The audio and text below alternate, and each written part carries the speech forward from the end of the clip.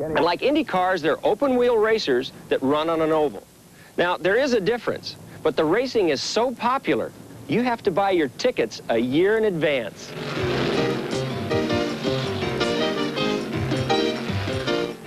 It's close to Indianapolis car as you'd get. Probably the fastest race cars there are on a short track.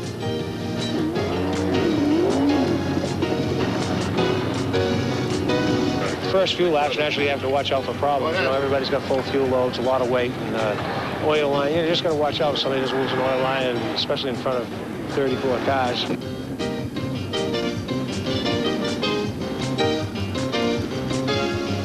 It's become a dash, more or less, for 200 laps. They come down now into the fourth turn, roaring off the corner. The green is out.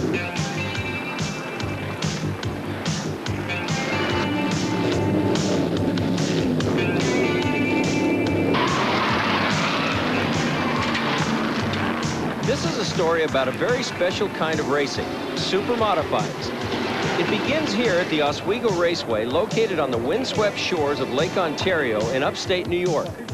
For millions of motor racing fans from the far reaches of Canada to the Florida Keys, Oswego is known as the home of SuperModifieds and site of the International Classic 200.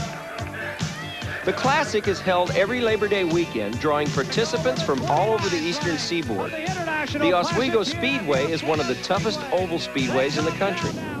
On this 5/8 of a mile oval, drivers will average speeds of 130 miles per hour. They will try their best to survive this 200-lap race for $72,000 in prize money.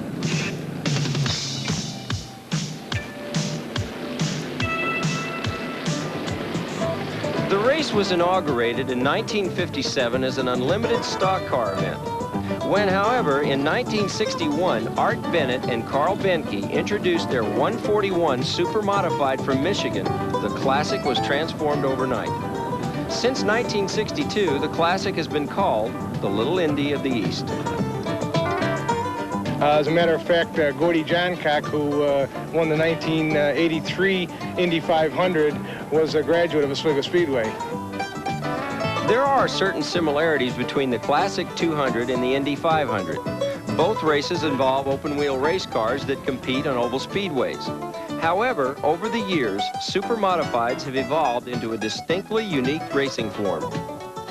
SuperModified is basically a chromoly chassis car, homemade car. It weighs 1,800 pounds, has a big black Chevy engine in it, 454 Chevy. These are actually 467, but they start out as 454s. But other than that, the cars were once very similar to the Indianapolis cars, but the Indy cars have gone to rear engine style, and these cars have stayed front engine. The position of the engine is offset 18 inches to the left of center. This modification counters centrifugal force on the sharp left-hand circuit, improving handling and increasing speeds. Well, they're throwing those cars into the corner real hard, and so they go screaming into the corners at well over 100 miles an hour. Building and racing these cars is a phenomenon unique to the East Coast and regions of Canada. This is due to the individualistic nature of the racing. Each car is built independently by the driver and his team for a cost of $25,000. And no two cars are exactly the same. There's no shop specializing in building SuperModifieds for the racing public. So as a result, a tradition has been developed of family teams passing on their expertise to their children and close friends. This is part of the lore and magic of SuperModifieds. It seems as though most of the more competitive cars up here are built by the individuals who drive them, are built privately is what it amounts to. There isn't really a SuperModified car builder in this area. Steve Gioia Jr., previous Classic winner and Oswego track champion, drives the car built by his father.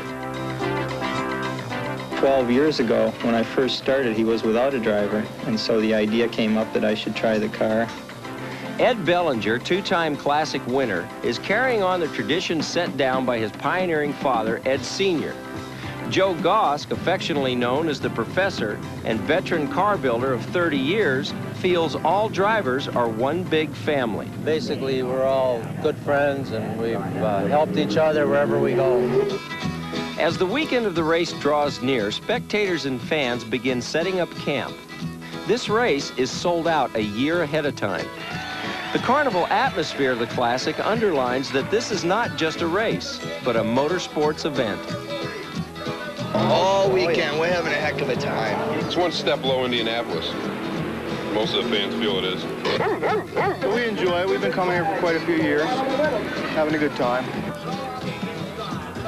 Last-minute preparations for the race are made.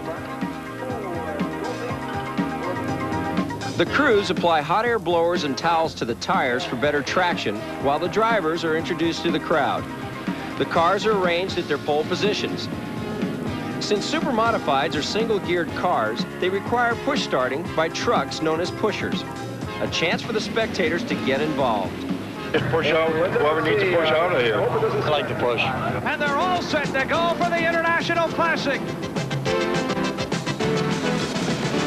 As long as you keep the leaders comfortably in sight, you just kind of take it easy on the car and protect the equipment. Of course, if the car's not working well, it's a hassle. It's a lot of work. Well, I'm just going to go as fast as I can comfortable. And near the end, of course, you always give it a little more. As the laps tick by and the race approaches its climatic finish, the crowd cheers its favorite driver. It's pedal to the metal in a dash for the flag.